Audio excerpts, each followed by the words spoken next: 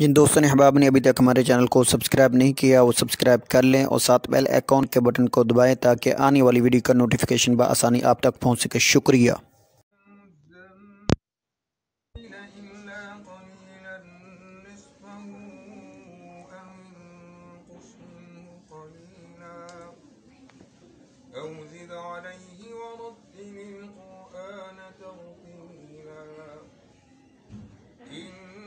إنا سنلقي عليك قولا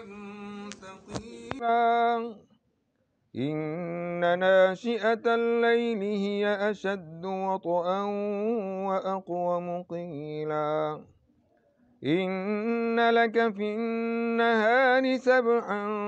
طويلا واذكر اسم ربك وتبتل إليه تبتيلا رب المشرق والمغرب لا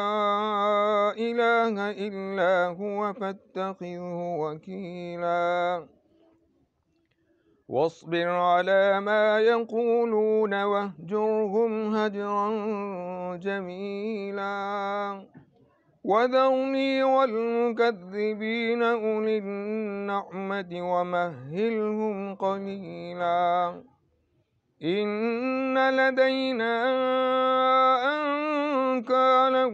وجحيما وطعاما ذا غصة وعذابا أليما يوم ترجف الأرض والجبال وكانت الجبال كثيبا مهيلا إنا أرسلنا إليكم رسولا شاهدا عليكم كما أرسلنا إلى فرعون رسولا فعصى فرعون الرسول فأخذناه أخذا وبيلا فكيف تتقون إن كفرتم يوما يجعل الولدان شيبا السماء منفطر به كان وعده مفعولا إن هذه تذكرة فمن شاء اتخذ إلى ربه سبيلا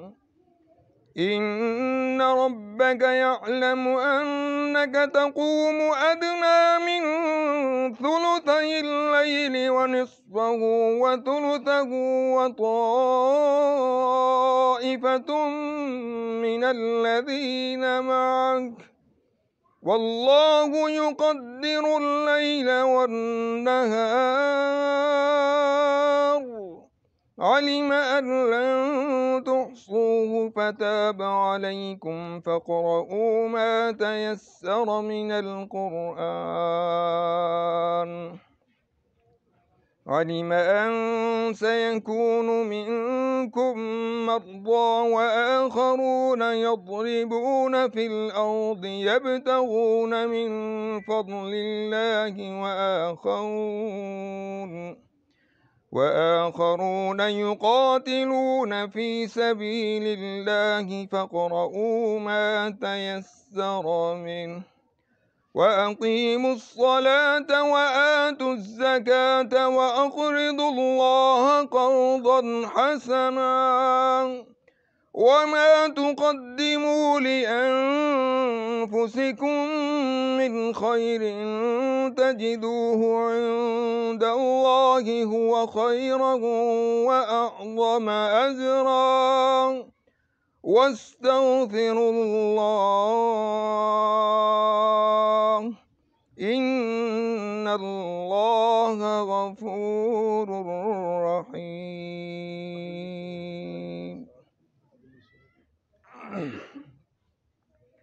بسم الله الرحمن الرحيم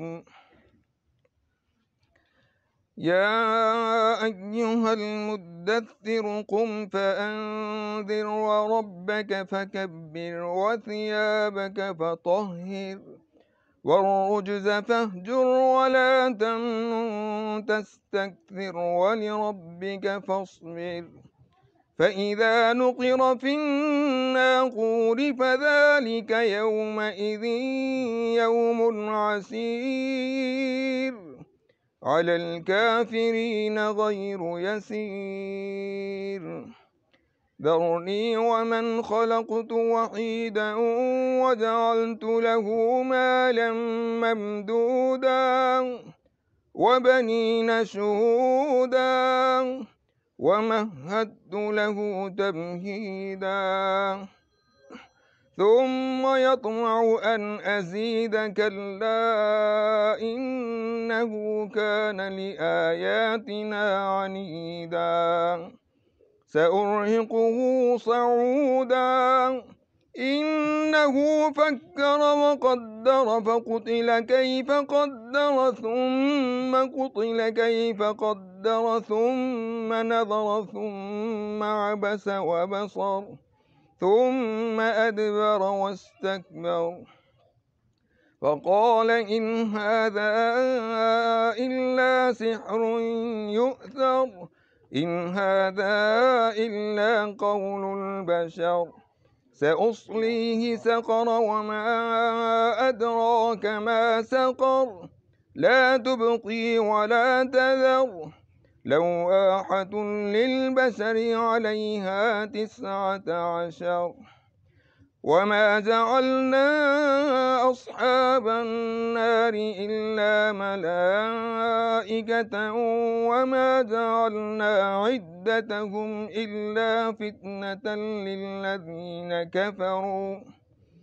إلا فتنة للذين كفروا ليستيقن الذين أوتوا الكتاب ويزداد الذين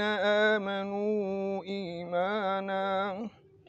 ولا يرتاب الذين أوتوا الكتاب والمؤمنون وليقول الذين في قلوبهم مرض والكافرون ماذا أراد الله بهذا مثلا كذلك يضل الله من يشاء ويهدي من يشاء وما يعلم جنود ربك إلا هو وما هي إلا ذكرى للبشر كلا والقمر والليل إذ أدبر والصبح إذا أصفر إنها لإحدى الكبر نذيرا للبشر لمن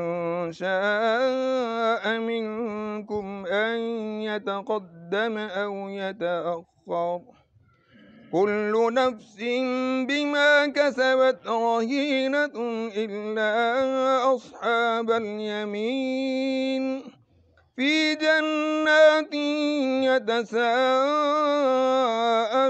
عن المجرمين ما سلككم في سقر قالوا لم نك من المصلين ولم نك نطعم المسكين وكنا نخوض مع الخائضين وكنا نكذب بيوم الدين حتى أتانا اليقين فما تنفعهم شفاعة الشافعين فما لهم عن التذكرة معرضين كأنهم حمر مستنفرة فرت من قسورة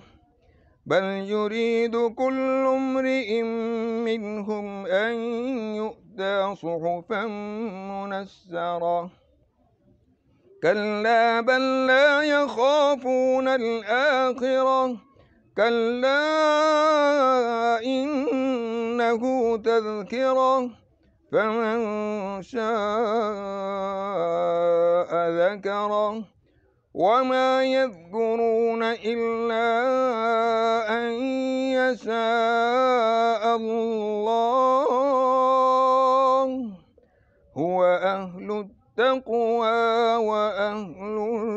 المغفرة. صدق الله العظيم.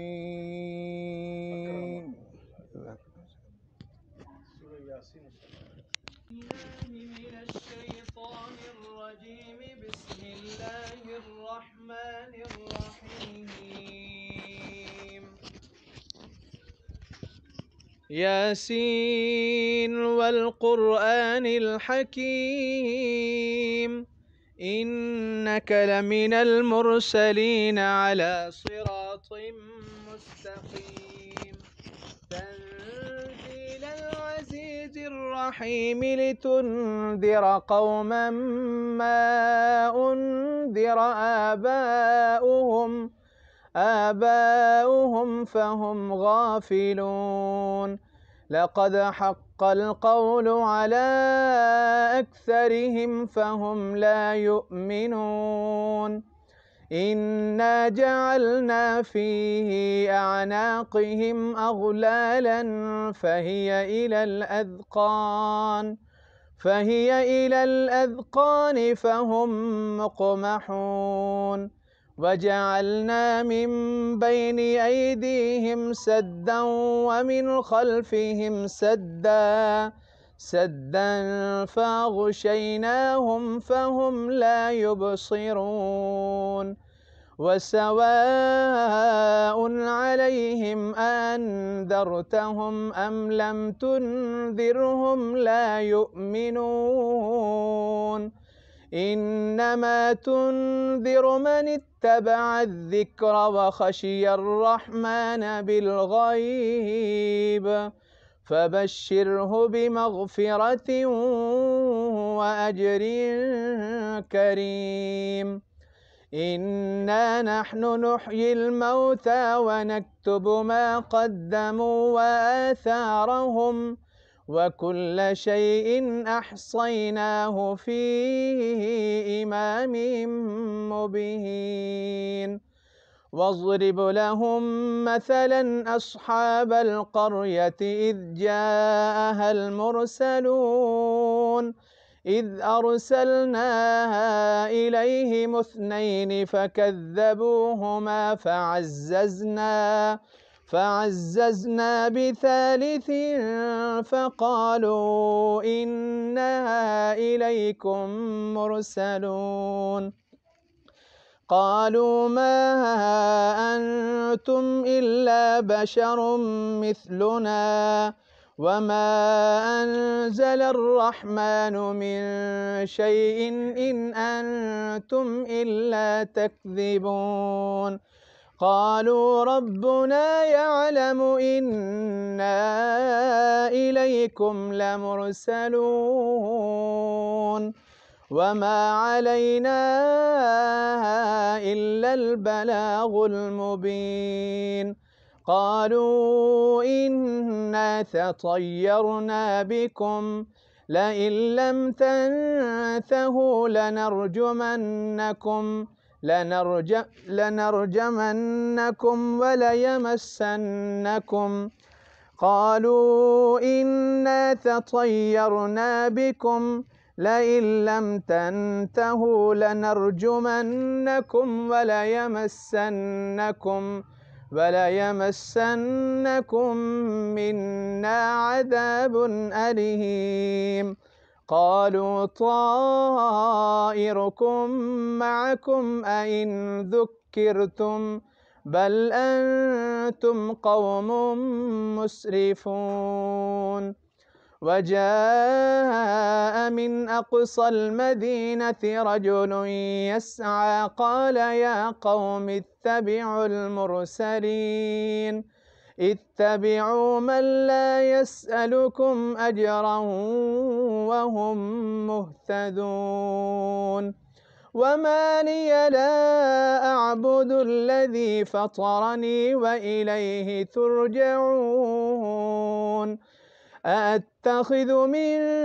دونه آلهة إن يردني الرحمن بضر لا تغن عني شفاعتهم شيئا ولا ينقذون إني إذا لفي ضلال مبين إني آمنت بربكم فاسمعون قيل ادخل الجنة قال يا ليت قومي يعلمون بما غفرني ربي وجعلني من المكرمين وما أنزلنا على قومه من بعده من جند من السماء وما كنا منزلين إن كانت إلا صيحة واحدة فإذا هم خامدون يا حسرة على العباد ما يأتيهم من رسول إلا كانوا به يستهزئون ألم يروا كم أهلكنا قبلهم من القرون أنهم إليهم لا يرجعون وإن كل لما جميع لدينا محضرون وآية لهم الأرض الميتة وأحييناها وأخرجنا منها حبا فمنه يأكلون وجعلنا فيها جنات من نخيل وأعناب وفجرنا فيها من العيون ليأكلوا من ثمره وما عملته أيديهم أفلا يشكرون سبحان الذي خلق الأزواج كلها مما تنبت الأرض ومن أنفسهم ومما لا يعلمون وآية لهم الليل نسلخ منه النهار فإذا هم مظلمون والشمس تجري لمستقر لها ذلك تقدير العزيز العليم والقمر قدرناه منازل حتى عاد كالعرجون القديم لا الشمس ينبغي لها أن تدرك القمر ولا الليل سابق النهار وكل في فلك يسبحون وآية لهم أنا حملنا ذريتهم في الفلك المشحون وخلقنا لهم من مثله ما يركبون وإن نشأ نغرقهم فلا صريخ لهم ولا هم ينقذون إلا رحمة منا ومتاعا إلى حين وإذا قيل لهم اتقوا ما بين أيديكم وما خلفكم لعلكم ترحمون وما تأتيهم من آية من آيات ربهم إلا كانوا عنها معرضين وإذا قيل لهم أنفقوا مما رزقكم الله قال الذين كفروا للذين آمنوا أنطعم من لو يشاء الله أطعمه إن أنتم إلا في ضلال مبين ويقولون متى هذا الوعد إن كنتم صادقين ما ينظرون إلا صيحة واحدة تأخذهم وهم يخصمون فلا يستطيعون توصية ولا إلى أهلهم يرجعون ونفخ في الصور فإذا هم من الأجداث إلى ربهم ينسلون قالوا يا ويلنا من بعثنا من مرقدنا هذا ما وعد الرحمن وصدق المرسلون إن كانت إلا صيحة واحدة فإذا هم جميع لدينا محضرون فاليوم لا تظلم نفس شيئا ولا تجزون إلا ما كنتم تعملون إن أصحاب الجنة اليوم في شغل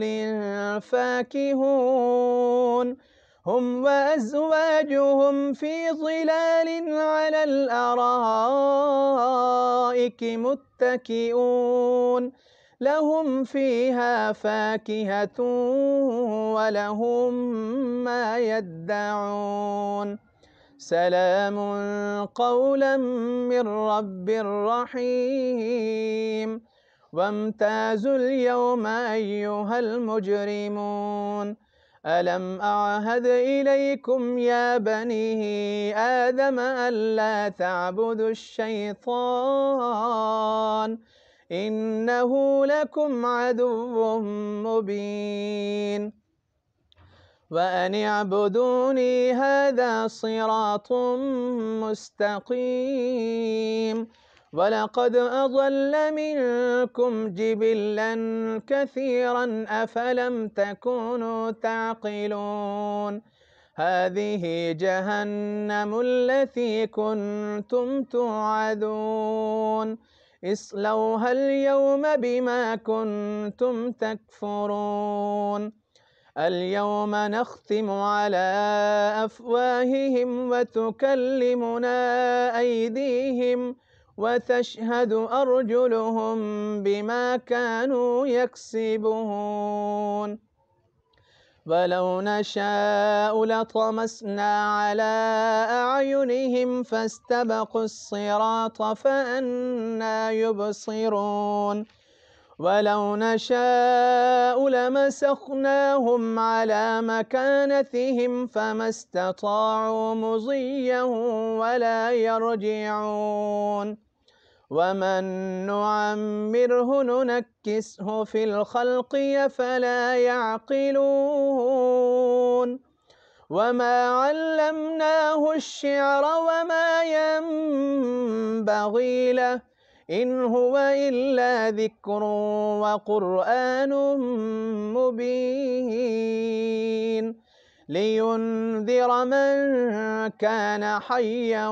ويحق القول على الكافرين أولم يروا أنا خلقنا لهم مما عملت أيدينا أنعاما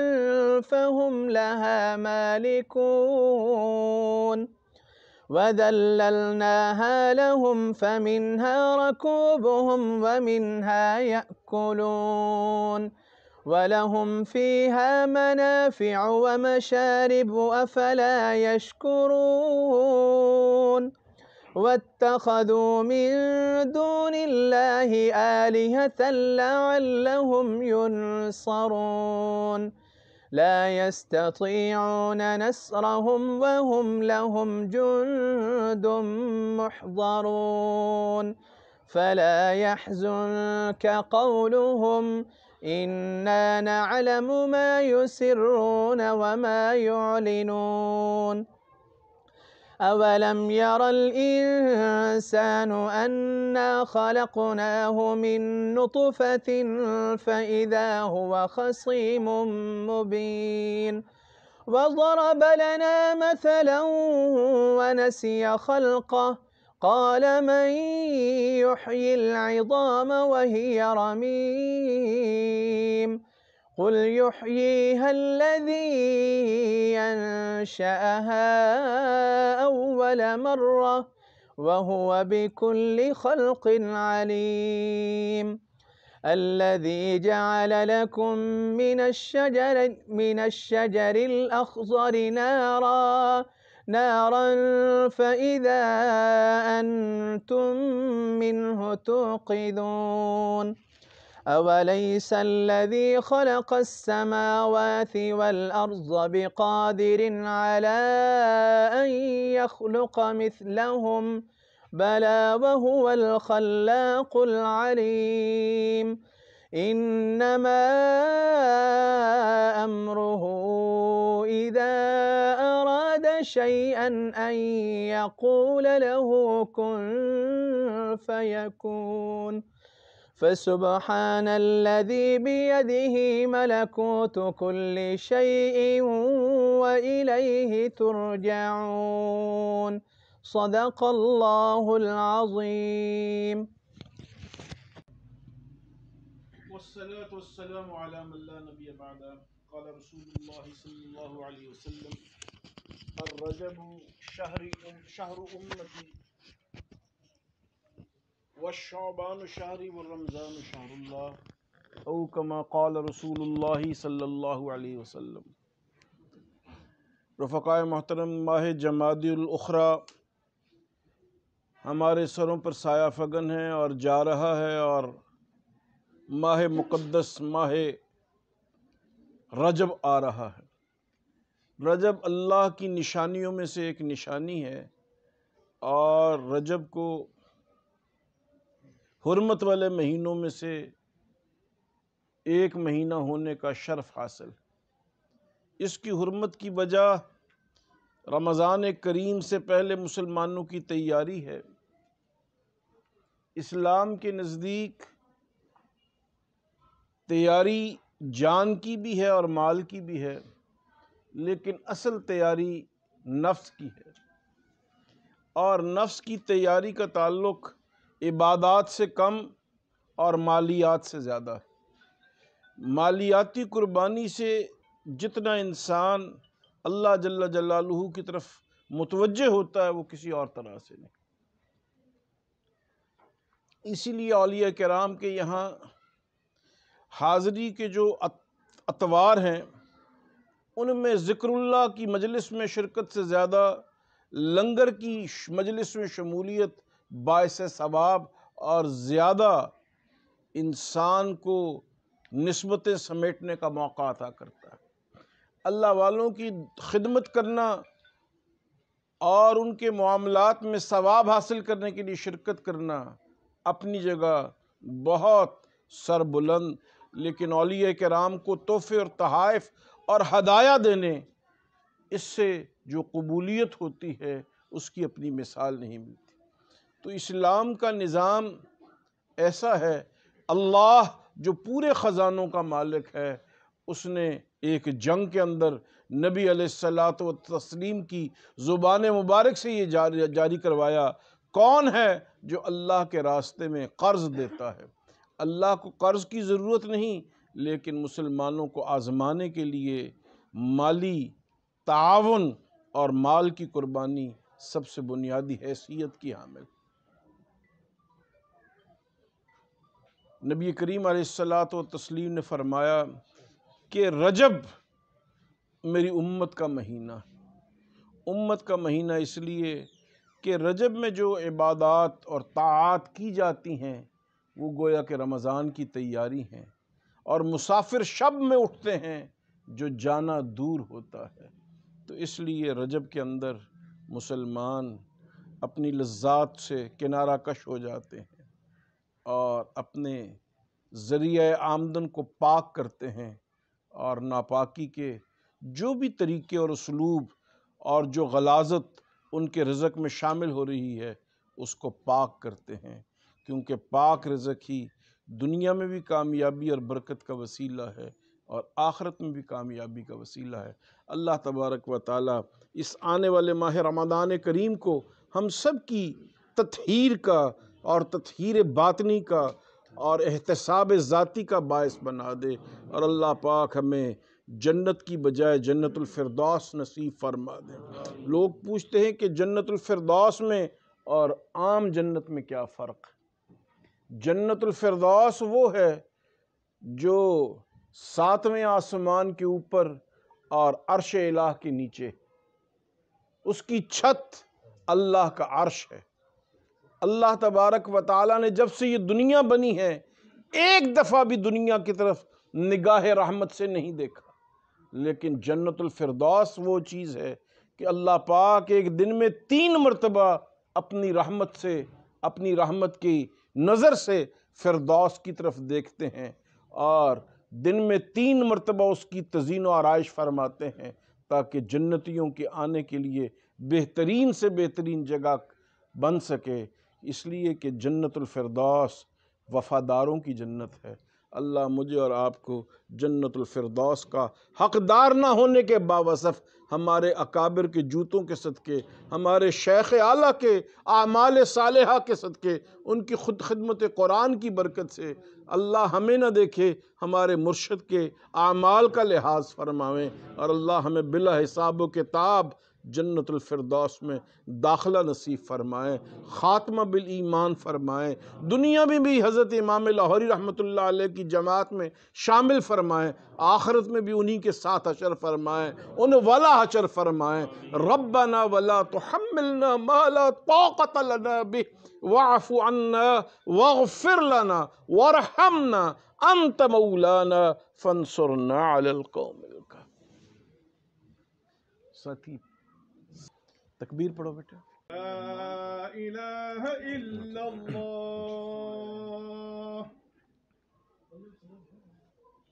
اللہ اکبر۔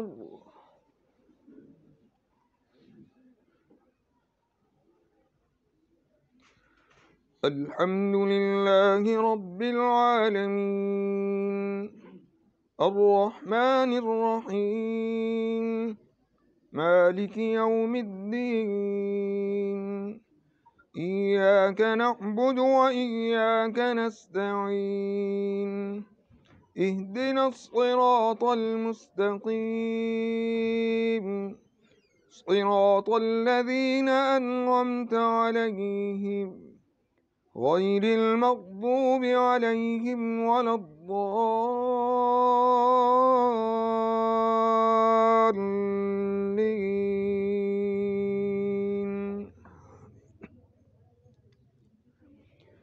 الرحمن علم القرآن خلق الإنسان علمه البيان الشمس والقمر بحسبان والنجم والشجر يسجدان والسماء رفعها ووضع الميزان ألا تطغوا في الميزان وأقيموا الوزن بالقسط ولا تخسروا الميزان والأرض وضعها للأنام فيها فاكهة والنخل ذات الأكمام والحب ذو العصف والريحان فبأي آلاء ربكما تكذبان خلق الإنسان من صلصال كالفخار وخلق الجان من مارج من نار فبأي آلاء ربكما تكذبان رب المشرقين ورب المغربين فبأي آلاء ربكما تكذبان مرج البحرين يلتقيان بينهما برزخ لا يبغيان فبأي آلاء ربكما تكذبان يخرج منهما اللؤلؤ والمرجان فبأي آلاء ربكما تكذبان وله الجوار المنشآت في البحر كالأعلام فبأي آلاء ربكما تكذبان كل من عليها فان ويبقى وجه ربك ذو الجلال والإكرام فبأي آلاء ربكما تكذبان يسأله من في السماوات والأرض كل يوم هو في شأن فبأي آلاء ربكما تكذبان سنفرغ لكم أيها الثقلان فبأي آلاء ربكما تكذبان يا معشر الجن والإنس إن استطعتم أن تنفذوا من أقطار السماوات والأرض فانفذوا لا تنفذون إلا بسلطان فبأي آلاء ربكما تكذبان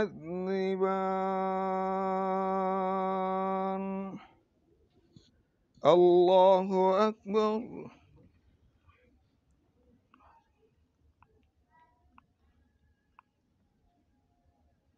سمع الله لمن حمده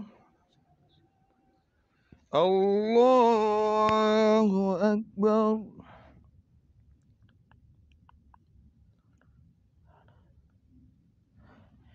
الله أكبر الله أكبر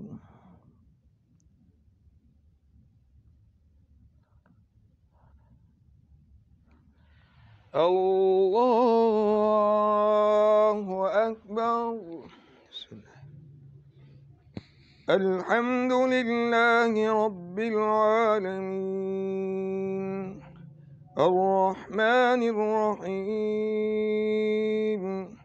مالك يوم الدين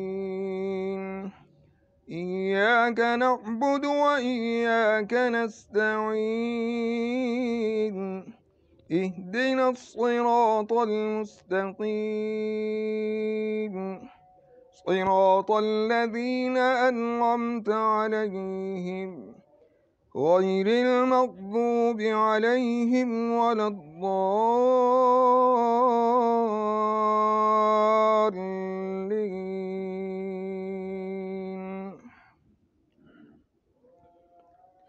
فإذا انشقت السماء فكانت وردة كالدهان فبأي آلاء ربكما تكذبان يرسل عليكما شواظ من نار ونحاس فلا تنتصران فبأي آلاء ربكما تكذبان فيومئذ لا يسأل عن ذنبه إنس ولا جان فبأي آلاء ربكما تكذبان هذه جهنم التي يكذب بها المجرمون يطوفون بينها وبين حميم آن فبأي آلاء ربكما تكذبان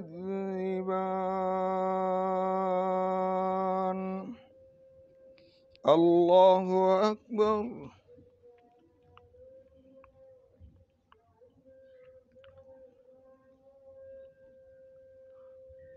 سمع الله لمن حمده الله أكبر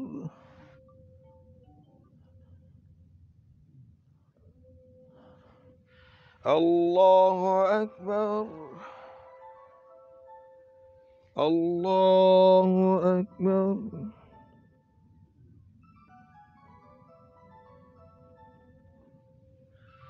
الله أكبر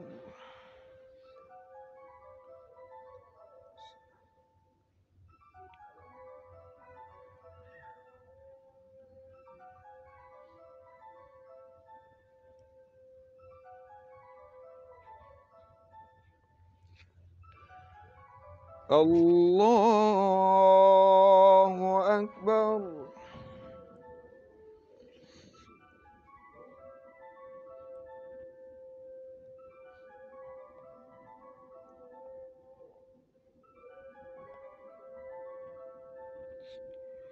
الله أكبر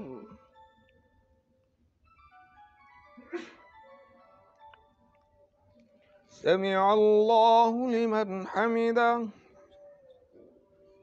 الله أكبر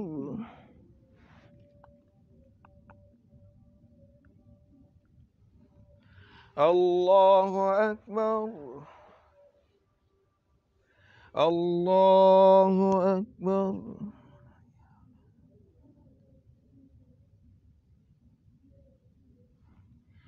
الله أكبر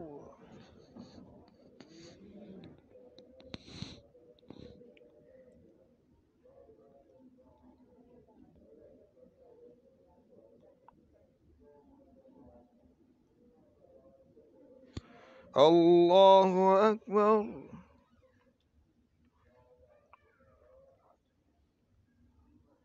سمع الله لمن حمده الله أكبر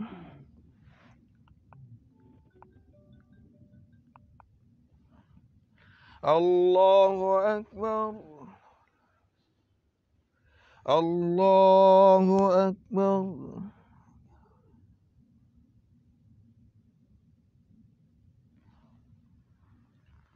الله أكبر طيبات السلام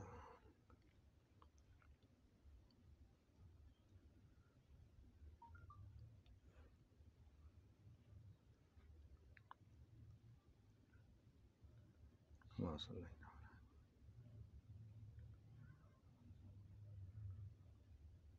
وبارك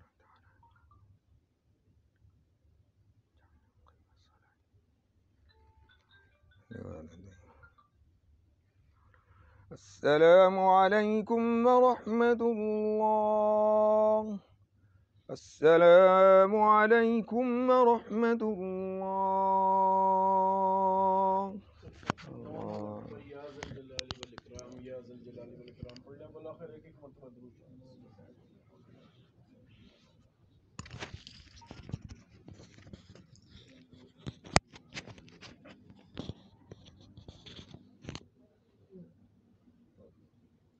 बेटा दरवाजे खोल दो दरवाजे खोल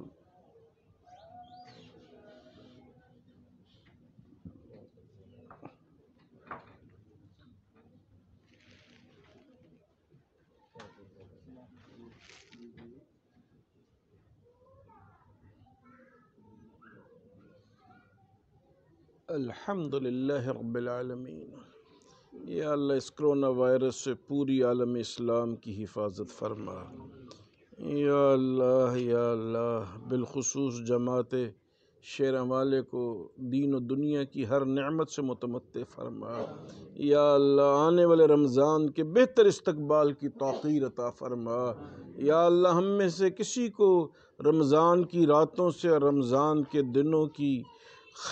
خیریت و برکت سے محروم نہ فرما۔ یا اللہ عمرے کو کھول دے، بیت اللہ کو کھول دے۔ یا اللہ بیت اللہ کی رعنائیوں میں اضافہ فرما۔ یا اللہ مدینہ منورہ کی کشش میں اضافہ فرما۔ نبی علیہ السلام کے جوتوں کے صدقے یا اللہ ہمیں معاف فرما۔ یا اللہ معاف فرما دے۔ یا اللہ ہم سب کی قبروں کو بہشت کے باغوں میں سے باغ بنا دے۔ یا اللہ نزا کا عالم ہو جب طاری، ہم سب کی زبانوں پہ ہو جاری کلمہ توحید لا الہ الا اللہ محمد الرسول۔ جن دوستوں نے احباب نے ابھی تک ہمارے چینل کو سبسکرائب نہیں کیا وہ سبسکرائب کر لیں اور ساتھ بیل آئیکن کے بٹن کو دبائیں تاکہ آنے والی ویڈیو کا نوٹیفیکیشن بآسانی آپ تک پہنچ سکے۔ شکریہ۔